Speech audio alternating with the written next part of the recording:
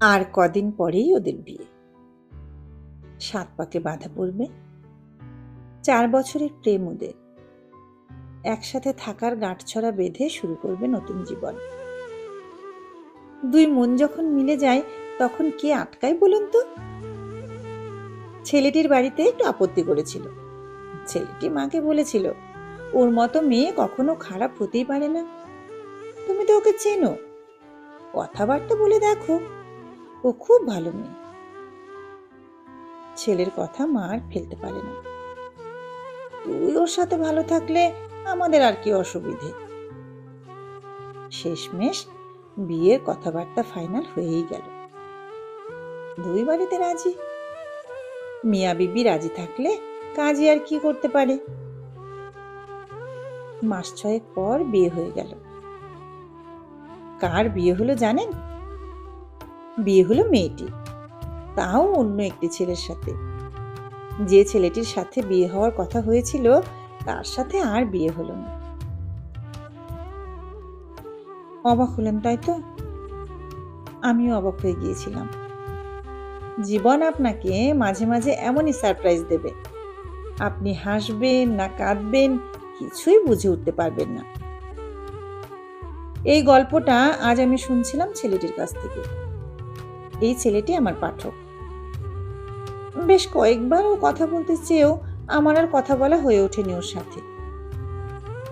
আজ মেসেজ করে বলল, দাদা তুমি কি আজ ফ্রি আছো? তাহলে আজ একটু কথা বলবো।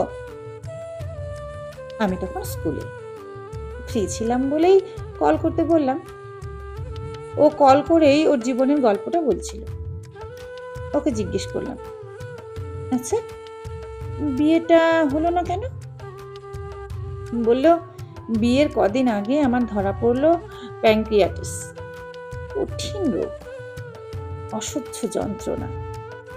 ওজন কমে গেল 15 কেজি, চেহারা নষ্ট হলো, চুল পড়ে গেল, তারপর জীবনটাই বদলে গেল। আর ঠিক এই অবস্থাতেই ও নিজে থেকেই বলে দিল বিয়ে করতে পারবো না।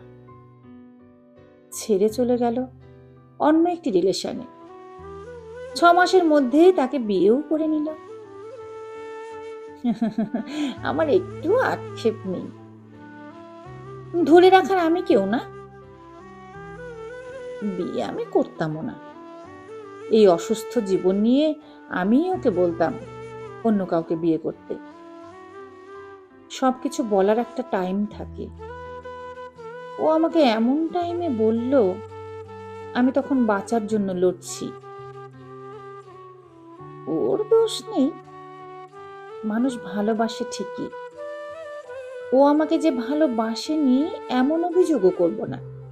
তবে এটা বুঝেছি, মানুষ বেশি ভালোবাসে নিজেকে।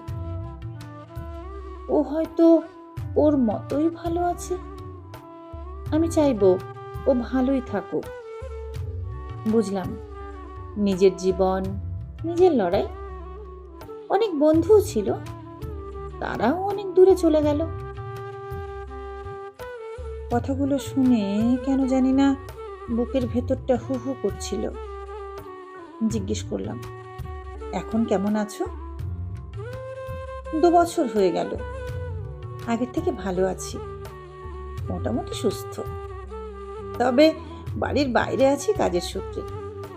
আমার খাবার দাবার সব আলাদা, সব সেদ্ধ খেতে হয়, কত বিধিনিষেধ। অথচ খাওয়া দাওয়ার ব্যাপারে কত কি খেতে পছন্দ করতাম। প্রথম প্রথম খেতে পারতাম না, এখন অভ্যেস হয়ে গেছে।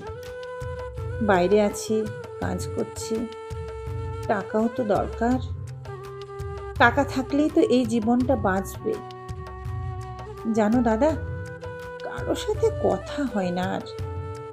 যেদিন ভালো লাগে না, গাছের ফুল দেখি, রাস্তার কুকুরগুলোকে আদর করি, ওরা আমার গায়ে উঠে পড়ে। আমি ওদের থেকে নিঃস্বার্থ ভালোবাসা পাই। বাড়ি থেকে মা শুধু কল করে প্রতিদিন। মায়ের সাথে রোজ কথা হয়। আজ 7-8 মাস পর তোমার সাথে এতটা মন খুলে কথা বলতে পারছি। খুব আপন মনে হচ্ছে তোমাকে। বললাম, কথা বলার জন্য আমি আছি, যখন মনে হবে তখন কল করো। একাকিত্ব বড় ভয়ঙ্কর। একজন ভালো বন্ধু হিসেবে, দাদা হিসেবে আমাকে ভাবতে পারো। মনে রেখো, জীবন একটা যুদ্ধ, আর আমরা সকলেই যোদ্ধা। এখনো অনেক কিছু করার বাকি। লড়তেই হবে, এগোতেই হবে, নিজেকে যে ভালো রাখতে হবে। আমার কথায় খুব খুশি হলো ও। ওই শুকনো মাটির ওপর দীর্ঘদিন পর বৃষ্টি পড়লে যেমন একটা সোদা গন্ধ ছাড়ে, ঠিক তেমনই। বুঝতে পারছিলাম ওর অনুভূতিটা। আমার সামান্য কথায় ও যদি মনের জোর পায়, আমি কথা বলতে রাজি। ফোনটা রাখার পর মনটা যেন কেমন করছিল।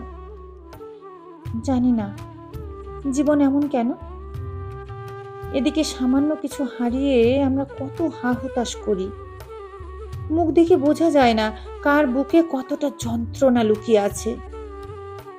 কে জানে কার হৃদয়ে ক্ষতের গভীরতা কতটা।